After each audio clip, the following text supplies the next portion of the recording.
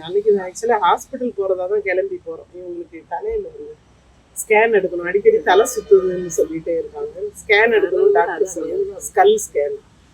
இவங்களா அது ரொம்ப மெடிக்கல் ட்ரீட்மெண்ட்னாலே பயந்துக்குவாங்க. ஸ்கேன் எடுத்தா ஏதோ ஆயிரும் எனக்கு. நான் வந்து மடப்புறம் காளியாத்தட்ட வந்து கேட்டுட்டு உத்தரவு கொடுத்தாதான் எடுக்கிறேன்னு எங்க போற வழியில சொல்றாங்க. ஸ்கேன் எடுக்கிறதுனால நான் வண்டி ஓட்டிகிட்டே சொல்றேன், நீங்க நகையெல்லாம் அங்க ஸ்கேன் சென்டர்ல போய் கழட்டாதீங்கம்மா. ஒரு செயின் 2 விலையில் 2 மோதிரம் சார். அங்க போய் கழட்டாதீங்க.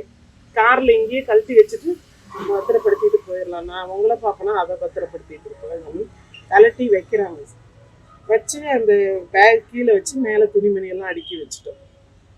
வச்சுட்டு அங்கே திருமங்கலம் கிட்ட நெருங்க என்ன சொல்லிட்டாங்க, இல்லை நான் கோயில் போயிட்டு வந்து தான் ஸ்கேன் எடுப்பேன் அப்படின்னு ஸ்கேன் சென்டருக்கு போகலை. சரி இவங்க போக்கிலேயே நம்ம போகணும்னு சொல்லிட்டு நான் வேற லீவ் போட்டிருக்கேன் சார் இதனாலே.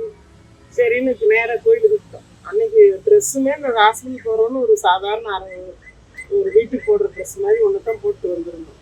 கோயிலுக்கு வந்துட்டோம். அந்த தம்பி அந்த வீல் சேர் எடுத்துகிட்டு வந்து உட்கார வச்சுருக்காட்டி அப்புறம் நான் வந்து கார் நானே நிறுத்துறேன்ப்பா அப்படின்னு. அதாவது நம்பி கொடுக்க சந்தேகமாக இருந்தது. யாரும் தானே வண்டியில் என்னென்ன வச்சுருக்கோம்னு நம்மளால சரியாக ஞாபகப்படுத்த முடியாது.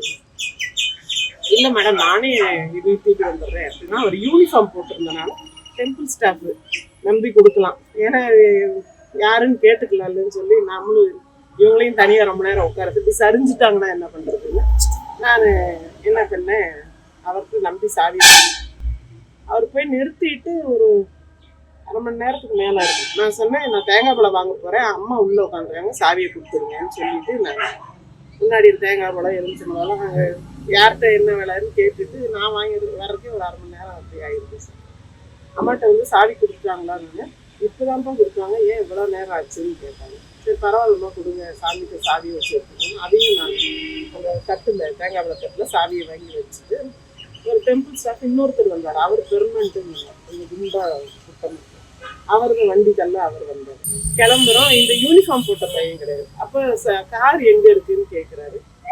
கார் வந்து இந்த இதில் நிறுத்தி வச்சுருக்காங்கன்னு சொல்கிறாங்க. எந்த இடம்னு எனக்கு தெரியாது. இதுக்கு நடுவில் என்னென்னா அந்த சாவியை வச்சு எடுக்கிறக்காக கட்டையோட கொடுக்குறேன். கொடுத்தா அவர் என்ன பண்ணுறாரு, வெறும் அந்த எலுமிச்சம்பழம் இது தேங்காய் பழமெல்லாம் கொடுத்தாரு, சாவியை கொடுக்கல.